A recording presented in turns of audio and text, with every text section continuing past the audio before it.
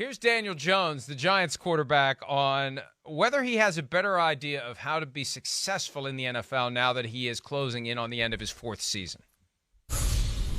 Yeah, I mean, I think each game's different, but I think I've gotten a better idea of what does win, in the NFL. A lot of times it's not,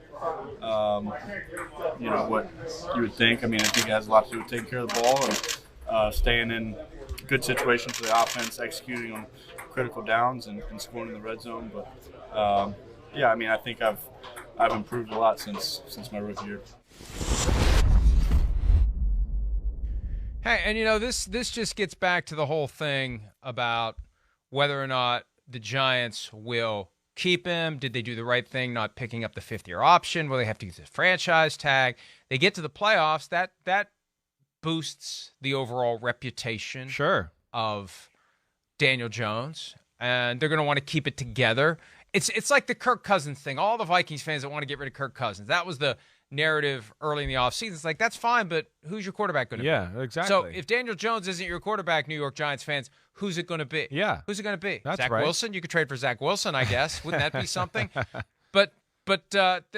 that's the issue. And he's taking you to the playoffs. Yeah. I haven't won a postseason game since Super Bowl 46. I've been to the playoffs once since then. If he's going to get you to the playoffs, you better reassess your overall opinions. Yeah. And emotions toward Daniel Jones. That's right. I mean, I'm a Giants fan. I want Daniel Jones to be our quarterback. That's what I want. I mean, plain and simple. I do.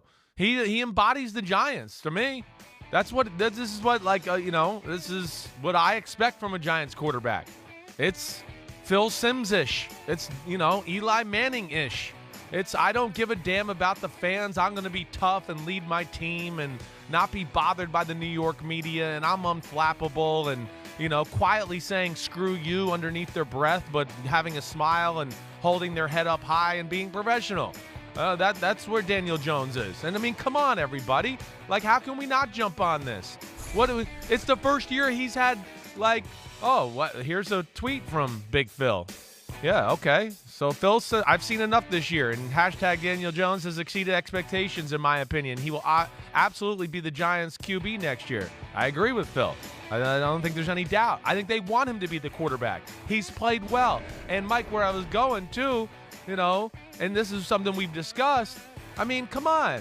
I mean, Daniel Jones has had crap around him for his whole time there as far as the New York Giants starting quarterback. It hasn't been easy. He had to supplant Eli Manning. That wasn't easy. So some people were bothered by that. And then he got to be a part of a team that had a lot of issues. I mean, Dave Gettleman's still giving us gifts that, keep on giving here that aren't that very good gifts, let me just tell you, for the Giants football team. As we discussed before the year, Daniel Jones wasn't a part of the worst offensive line in football the last 2 or 3 years. It was the worst. It was by far the worst. It wasn't just bad. It was the worst. There's no receivers to talk about. Saquon's been injured. So, now they got a plan. They got the coaches. They got everything they need there. And now I think they support him with a few more receivers and talent around him. And I think you'll see that Daniel Jones is, he's not Mahomes or Josh Allen, but he's damn good. And the Giants can win with him, and I hope he's back and expect him to be back. Pete Demolitis and I were talking about the Kenny Golladay signing in the viewing room on Sunday. That was a situation of the Giants, specifically GM Dave Gettleman, getting grifted. Right? There was they bid no against one else themselves. that was going to pay him. It reminded me of what Le'Veon Bell did to the Jets, creating this sense that the Ravens are in it and they're not. They never were. Yep. The agent, and that happens sometimes, because what do you do if you're the GM of the team? You can't start calling your competitors and saying, are you really in this? Like, what's really going on here? You've got to make an estimation, and you've got to decide whether or not you believe what you're being told.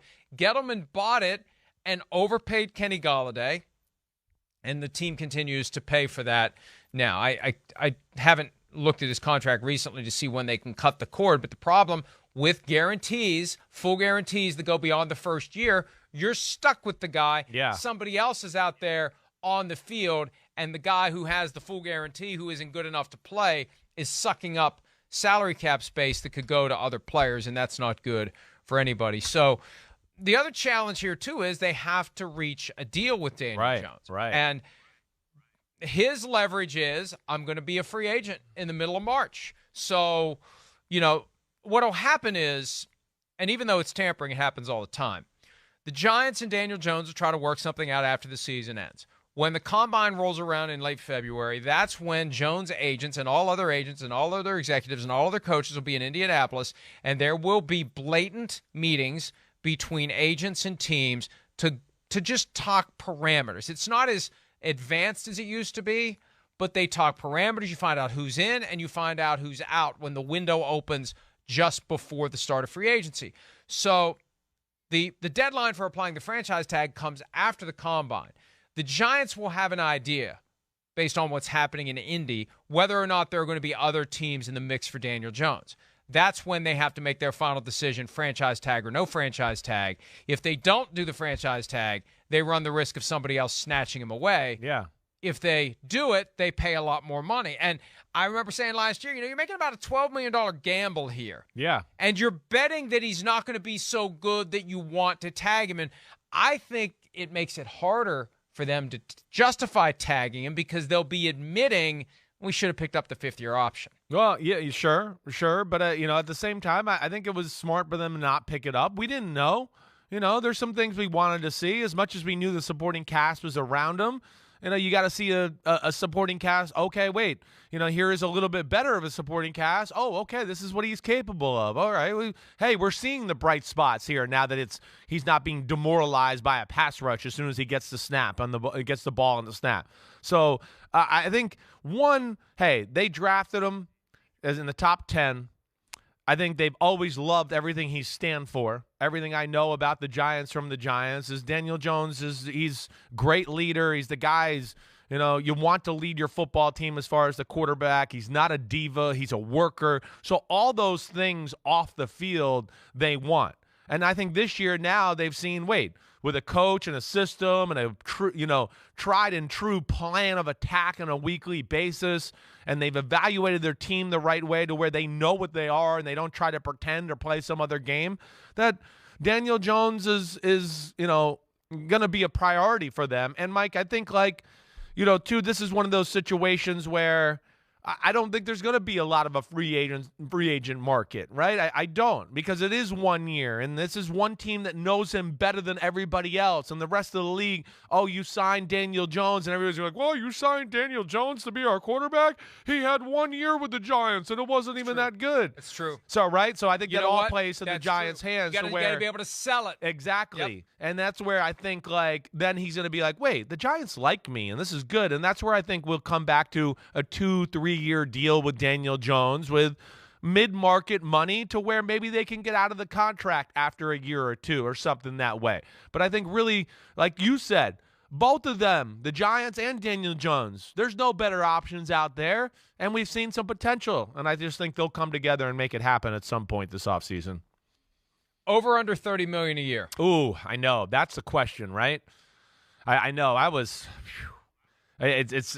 Cap's going up too. I know. Cap's going up. I guess. I mean, I'm gonna say maybe over, just barely. It's just again $30 million a year is what mid-level quarterback money now, right? I mean, I think that's probably something that he would get right around there. I would guess somewhere between $28-32 million a year, to where, there's some guarantees there to protect himself into a year two, and then there's an extra year in the contract to soften the, salary cap blow and all of that.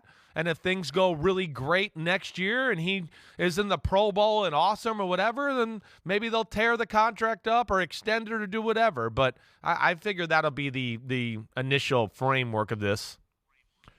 I'd want to build some upside into it if I were representing Daniel Jones, hear you. advising him on what to do. Right. So if you have a Pro Bowl year, big payment. Playing time, big payment. Right. Different performance. And I'm always reluctant about individual performance, but with a quarterback, I mean, he's always on the field. With a receiver, you create a situation where I want to be on the field more. I want to be out there in this situation. I want the plays to be called for if, me. If I have Call a touchdown incentive. Right.